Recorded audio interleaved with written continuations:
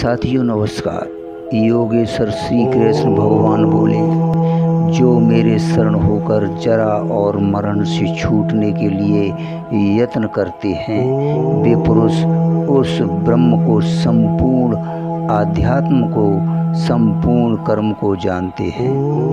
मित्रों, जरा मरण से छूटने के लिए भगवान की शरण होकर यत्न करना क्या है। जब तक जन्म से छुटकारा नहीं मिलता, तब तक वृद्धावस्था और मृत्यु से छुटकारा मिलना असंभव है। और जन्म से छुटकारा तभी मिलता है जब जीव अज्ञान जनित कर्म बंधन से सर्वथा मुक्त होकर भगवान को प्राप्त हो जाता है।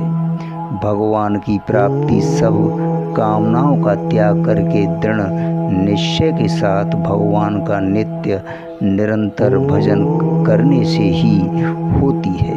साथियों, ऐसा भजन मनुष्य तभी होता है जब वह सत्संग का आश्रय लेकर पापों से छूट जाता है।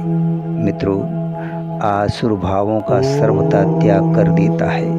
भगवान ने इसी अध्याय में कहा है, आसुर स्वभाव वाले नीच और पापी मूढ़ मनुष्य मुझको नहीं भजते। इसलिए 27वें श्लोक में भी भगवान को न जानने का कारण बतलाते हुए कहा गया है कि राग द्वेष जनित सुख दुख आदि द्वंद्वों के मोह में पड़े हुए जीव सर्वथा अज्ञान में डूबे रहते हैं। ऐसे मनुष्यों के मन नाना प्रकार की भोग कामनाओं से भरे रहते हैं।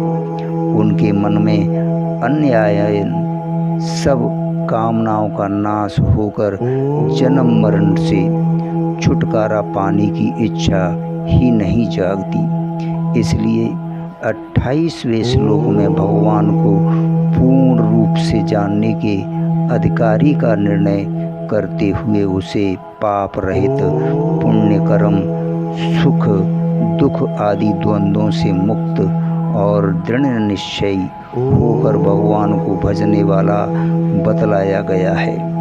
ऐसे निष्पाप हृदय पुरुष के मन में ही यह शुभ कामना जागृत होती है।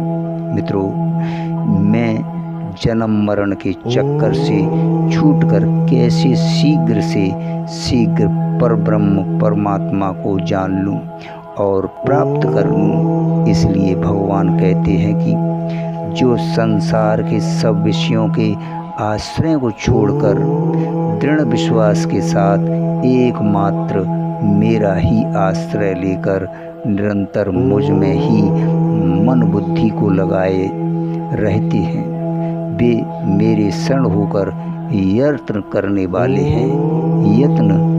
वाले हैं।